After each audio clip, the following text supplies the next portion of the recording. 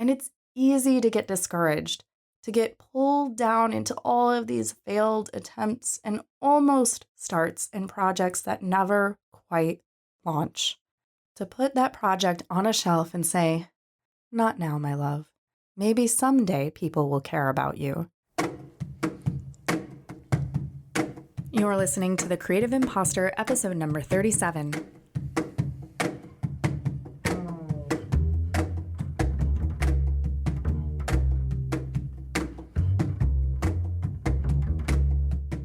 Welcome to The Creative Impostor. I'm Andrea Klunder, and it has been a busy month filled with transitions and new things.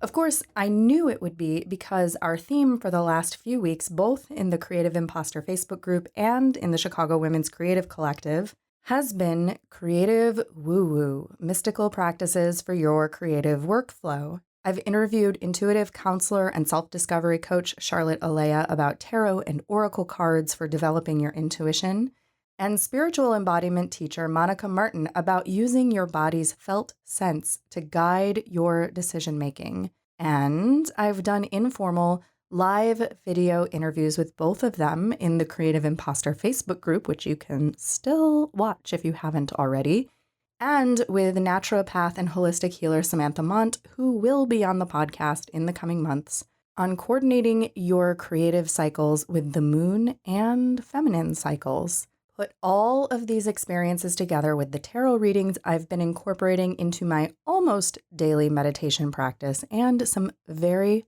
practical, deep coaching I've been doing with the luminous podcasting guru Elea Escobar as part of her new E-League mentoring program. And I'm getting all intuitive, introspective, one with the universe, aligned with my purpose, flow all over the place.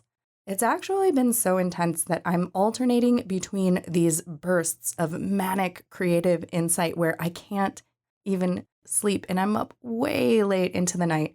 So late that I hear birds chirping in the pre-dawn darkness outside my window, and then these periods of deep sleep without an alarm clock where I will sleep for 11 hours at a stretch.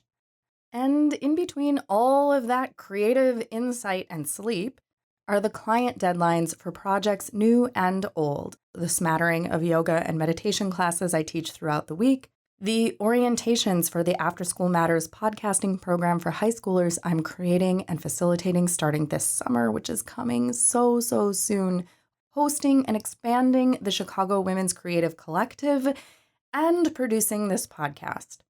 Busy. Are you exhausted just listening to this? And this leads me back to my coaching with Elsie at the beginning of the month. I asked Elsie to help me figure out what to do next with the Creative Impostor, where I fit into the podcasting industry, how to leverage my unique gifts, skills, and strengths for a sustainable, purpose-driven business.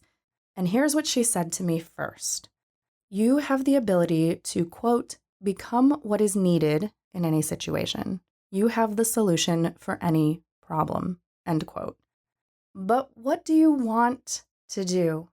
You don't have to work so hard or so perfectly to be seen, to be heard, which almost made me cry right away because I do work hard to be seen and heard, and I do strive for the highest quality in my life and work, which some might call perfection.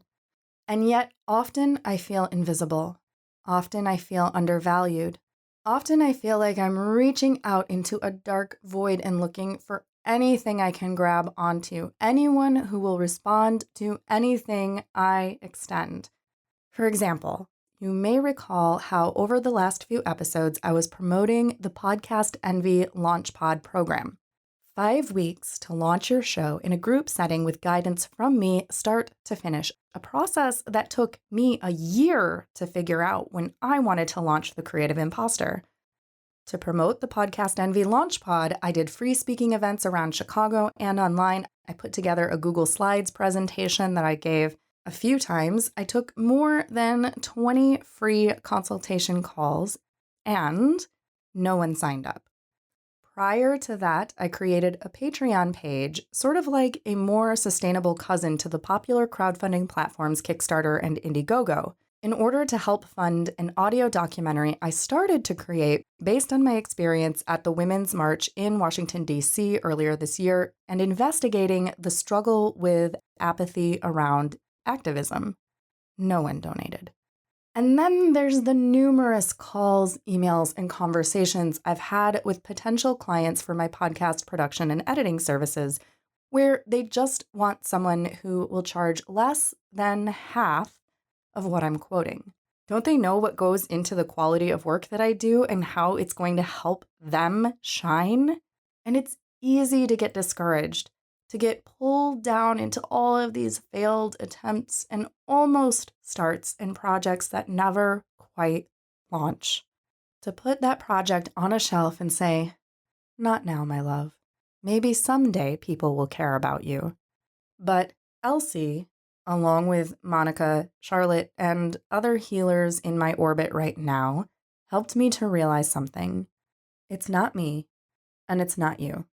It's that the offerings were wrong. The invitations weren't quite right, and there were too many. Another thing Elsie said to me is just because you can do something and can do it well doesn't mean you should do it. And these words released me. I looked around and realized all of the things that I've created that are working, that have gotten a big yes, even if it took time. 1, I'm teaching high school students in Chicago how to make podcasts this summer and getting paid to do it. 2, the number of downloads per episode of the Creative Impostor podcast have recently doubled. You are here listening, so who cares that other shows have like 10 times the number of listeners and insist upon posting screenshots of their stats in the podcasting groups I frequent on Facebook? Stop doing that. It's annoying. 3, I'm hosting sold-out brunches in Chicago for creative women to crowdsource ideas and inspiration, expanding that mission to online space via Facebook Live videos, and I wrote this episode sitting in an awesome independent coffee shop with a group of 5 other women from the Chicago Women's Creative Collective, co-working on our creative passions on a Saturday afternoon. I keep thinking I need to do more, that I need more clients, that I'm going to run out of money, that I need to keep pushing forward until I make it to where exactly? What's the destination? What does success look like? Aren't I already here? Elsie also gave me some homework, which I procrastinated because it was deep, even though she called it audio play. I recorded myself verbally answering a series of questions, kind of like a journal entry, but audio, which makes sense because that's the medium I like to play in. One of the prompts was, make a list of all the ways that you label yourself or the world labels you, good or bad, then listen back to it, and based on your gut reaction, the way your body feels, remove the labels that no longer serve you or that you don't want anymore, and add the labels that you want to be or that are missing. The first label that came to my mind was busy. What do you think? Was that one a keeper or something I'm ready to discard?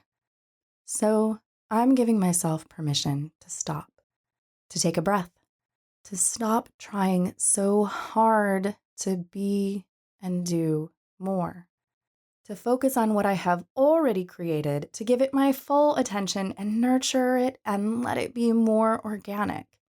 I have everything I need, and now I have the luxury to let go of the hustle and spend some time focusing on what I want to do and create and who I want to be for a while. And on that note, I'm trying something new. I think I'm always trying something new, but anyways, hear me out. There are so many opportunities for you to connect with me, engage in the Creative Impostor community, and get even more value from my esteemed podcast guests, like the special package that Charlotte Elea is offering for Creative Impostor community members, including her daily tarot e-course, a deck mailed to you, and personal discovery session with her for just $99, which is only available until June 7th, coming up soon. and I want you to take advantage of that. But at the end of my podcasts, I've been giving you too many things to do. So, yes, I want you to check out Charlotte's program. And yes, I want you to join my Facebook group. And yes, the show notes for the episode will always be available at thecreativeimpostor.com/whatever the episode number is. And if you are listening to the podcast on the iPhone Podcasts app, you can just click the artwork to find the notes with links. And I do want you to do so many things that are going to help you feel supported in your own creative purpose. And now I'm going to make that a little easier for you. One URL, one link, one place to find the most current gifts available to you from me and my community. And I think you're going to like this URL, thecreativeimpostor.com/magic. The link will never change, but the content will, so be sure to visit often. Once you're on the list, of course, you will get access to everything that I offer in that space. One more time, that's thecreativeimpostor.com/magic. This episode was mixed by Edwin Ruiz of Mondo Machine, theme music by Jovia Armstrong. I thank you so much for listening, and I hope you find an opportunity this week to give yourself permission to stop, take a breath, and feel into exactly what you want to do.